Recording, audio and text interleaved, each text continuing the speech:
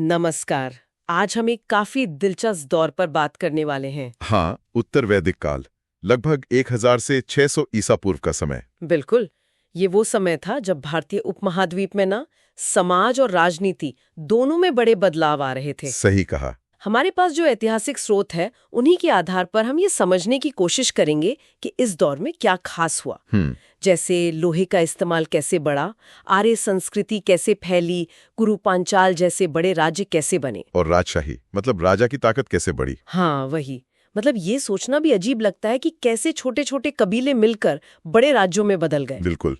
और इसी दौर में साम, यजुर, अथर्ववेद लिखे गए, फिर ब्राह्मण ग्रंथ, आरण्यक, उपनिषद भी। अच्छा। और अगर हम पुरातत्व की बात करें तो वो चित्रित धूसर मृदभांड मतलब पेंटेड ग्रेवेयर, वो इसी काल की पहचान है। हाँ, PGW साइट्स। हाँ, जो गंगा घाटी में नई बस्तियों के फैलाव का सबूत देती हैं। पर शायद जो सबसे बड़ा गेम चेंजर था वो था लोहे का बढ़ता इस्तेमाल। लोहा, हाँ ये वाकई दिलचस्प है। स्रोतों में लौह अयस और कृष्ण अयस ऐसे शब्द मिलते हैं ना। बिल्कुल।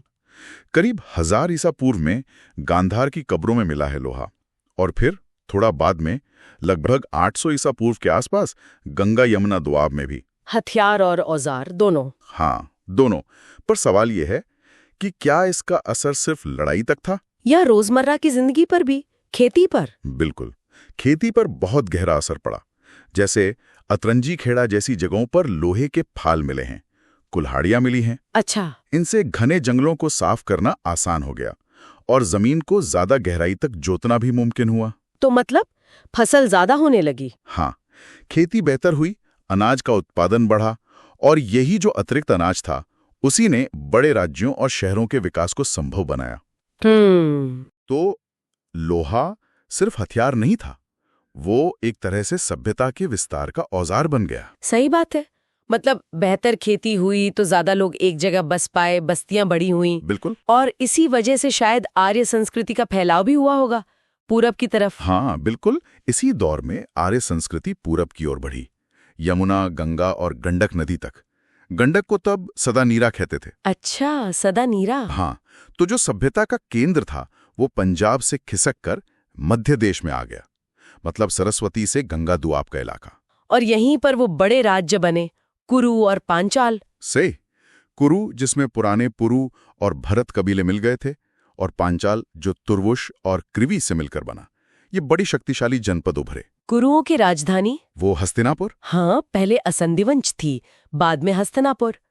अथर्ववेद में राजा परीक्षित और जन्मेजय का जिक्र भी आता है, वो कुरुवंश के ही थे। और पांचाल, उनके बारे में क्या खास था? सुना है वो काफी महत्वपूर्ण माने जाते थे। पांचाल, जिनकी राजधानी कांपिल्य थी, वो वाकई उस दौर का एक बड़ा केंद्र था। शतपथ ब्राह्मण तो उन्हें वैदिक सभ्यता का मतलब सर्वश्रेष्ठ प्रतिनिधि कहता है। अच्छा, इतना सम्मान? हाँ, जो उनकी सांस्कृतिक और शायद बौद्धिक अहमियत दिखाता है। प्रवाहरण जैवली जैसे दार्शनिक राजा भी वहीं हुए। और काशी, विदेह। हाँ, काशी और विदेह भी महत्वपूर्ण थे। विदेह तो राजा जनक के लिए प्रसिद्ध है। हाँ बिल्कुल। हालांकि जो पूरब के इलाके थे जैसे मगध और अंग, वो अभी आर्य संस्कृति के प्रभाव से शायद थोड़े बाहर थे। अथर्ववेद में वहां के लोगों को अलग भाषा बोलने वाले व्रात्य कहा गया है। मतलब उन्हें थोड़ा बाहरी समझा जाता था। हाँ, कुछ वैसा ही। तो जैसे जैसे ये बड़े राज्य बन रहे थे, राजा की स्थिति कैसे बदल रही थी? वो अब सिर्फ कबीले का नेता नहीं रहा होगा। बहुत अच्छा सवाल है। राजतंत्री ही मुख्य शासन प्रणाली बन गया। हालांकि कुछ गणराज्यों के संकेत भी मिलते हैं, पर राजा की ताकत वो ऋग्वैदिक काल के मुकाबले काफी बढ़ गई। कैसे? मतलब क्या बदलाव आया? अब वो सिर्फ राजन नहीं रहा। अब उपाधियां देखिए, अधिराज, राजाधिराज, सम्राट, एकराट, कितनी भव्य उपाधियां हैं। हाँ, सुनने में ही भारी लगती हैं। ये सिर्फ नाम नहीं थे, ये राजा के बढ़ते प्रभाव और अलग अलग क्षेत्रों पर उसके अधिकार के दावे को दिखाते थे। ऐत्रेय ब्राह्मण में तो दिशाओं के हिसाब से अलग अलग उपाधियां बताई गई हैं। और राष्ट्र शब्द का इस्तेमाल वो भी शायद इसी समय शुरू हुआ। हाँ बिल्कुल, राष्ट्र यानी एक निश्चित भूभाग पर शासन का विचार, वो इसी समय मजबूत हुआ। और राजा का पद भी धीरे धीरे वंशानुगत होता गया। मतलब पिता के बाद बेटा राजा, हालांकि शायद पहले चुनाव भी होता था। हाँ, कुछ संकेत हैं कि शुरुआती दौर में शायद चुनाव होता था, या ये भी कि जनता अत्याचारी राजा को हटा सकती थी, लेकिन वंशानुगत व्यवस्था हावी होती गई। और राजा अपनी इस बढ़ी हुई ताकत और महिमा को दिखाते कैसे थे? यहाँ पर यज्ञों का रोल बढ़ जाता है ना? निश्चित रूप से यज्ञ बहुत महत्वपूर्ण हो गए, जैसे राजसूय यज्ञ जो राजाभिषेक से जुड़ा था। अच्छा, इसमें राजा अपने रत्नियों यानी खास अधिकारियों के घर जाकर उनका समर्थन लेता था। ये एक तरह से शासन में सबकी सहमति और राजा को दिव्य मान्यता दिलाने का तरीका था। और अश्वमेध, वो तो बहुत प्रसिद्ध है। हाँ, अश्वमेध यज्ञ तो और भी भव्य था। राजा का घोड़ा जिन जिन इलाकों से बिना रोक टोक के गुजर जाता था, वो सब उसके अधीन मान लिए जाते थे। बिल्कुल, ये सीधे सीधे राज्य विस्तार और प्रभुत्व का प्रतीक था। एक वाजपेयी यज्ञ भी होता था जिसमें रथ दौड़ होती थी। वो भी राजा की शक्ति और प्रतिष्ठा बढ़ाता था। अच्छा, तो मतलब भव्य आयोजन। और प्रशासन चलाने के लिए ये रत्नी कौन लोग थे? क्या ये आज के मंत्रियों की तरह थे? हाँ, एक तरह से कह सकते हैं। रत्नी राजा के प्रमुख सलाहकार और विभागों के मुखिया जैसे थे।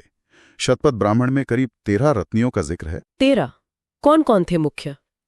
जैसे पुरोहित यानी मुख्य पुजारी, सेनानी यानी सेनापति, संग्रहीत्री यानी कोषाध्यक्ष, भागदूध जो कर जमा करता था, सूत यानी सारथी और राजा का साथी, ग्रामीणी यानी गांव का मुखिया, इस तरह के लोग।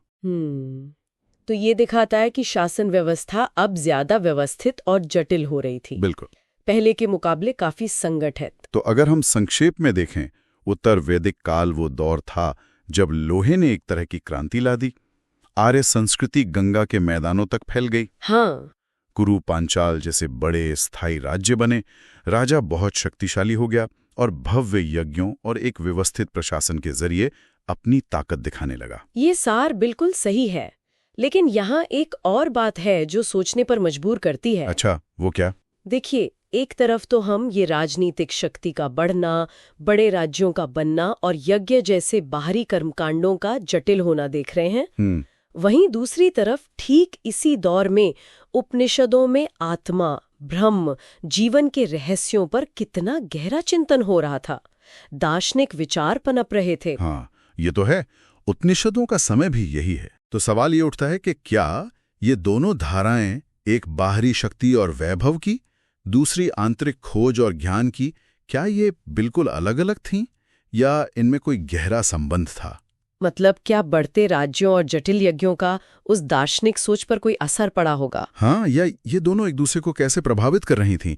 ये एक ऐसा सवाल है जो हमें इस दौर को शायद और गहराई से समझने के लिए एक नई दिशा देता है।